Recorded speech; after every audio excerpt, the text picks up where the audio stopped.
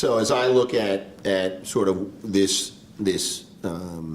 wave of reform that we're currently in, this reform mode that we're in, you've got the Common Core standards, which I fully embrace. I think it's an excellent platform for preparing our students for the 21st century in both, the English language side and on the math side. And it's not a far stretch for Maryland because, Maryland has been and long before the 8 years of the O'Malley Brown administration, we're not taking claiming credit for this, but for, quite some time, Maryland has been in a reform mode, a perpetual reform mode when it comes to education and educational standards. So I certainly embrace the Common Core standards. And you've got the Common Core standards, you got the curriculum, you have assessments and evaluations. The curriculum that is designed to sort of implement to deliver those standards, to develop the pedagogy for delivering that into the classroom. That has to be done, I believe, with involving educators, right? Classroom teachers that are on the front lines. They're in the classrooms. They have wealth of experience on what works and what doesn't work. And I also believe that locally.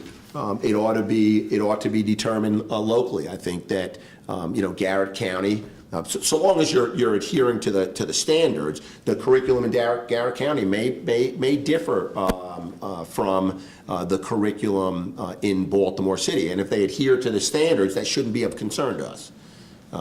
It shouldn't be concerned, but it ought to be determined locally with the input from educators. I do believe that. And that next piece is the assessments, right? So now we've got a set of standards. We have a curriculum that's designed locally with the involvement of educators. And the next question is, well, how do we know they work? Well, that comes in the form of assessments. And we should be assessing students for their ability to think and not for their ability to memorize rote facts.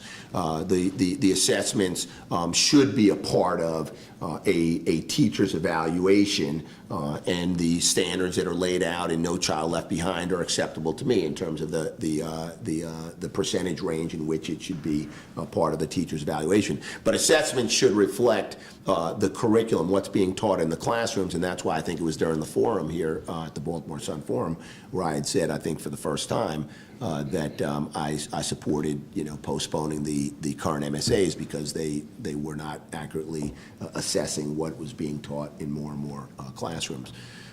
So I think I support the Common Core standards, the need to make sure that all of this is aligned, the standards, the curriculum, the assessments, and the evaluations.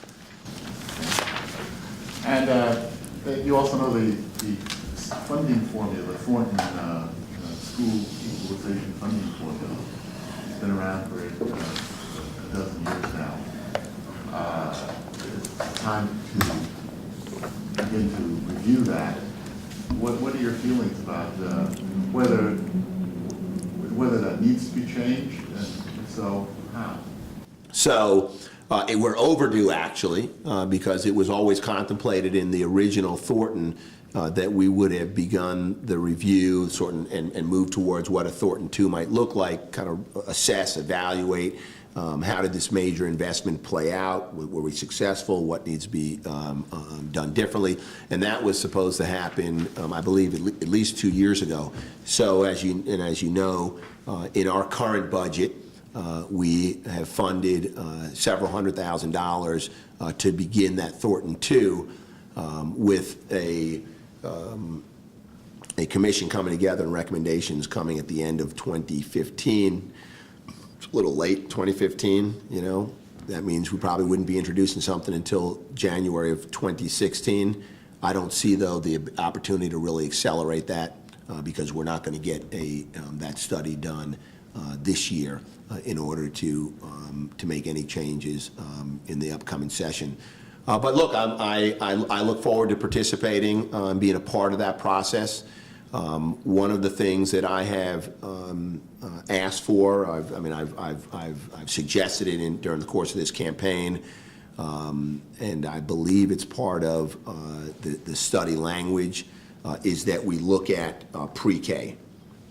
because if we're going to expand pre-K to half-day, universal half-day by 2018, we can do that within existing revenues. It's a 2% increase in education funding. We can do that, but we need for the study to begin looking at how do you get to universal full-day kindergarten, which is not supported solely, could not be supported solely in the state operating budget, but would need to go to a more traditional relationship with state and county government. That needs to be a part of the study. So that's probably my fingerprint on the direction that the study or some of the things that the study needs to take into consideration.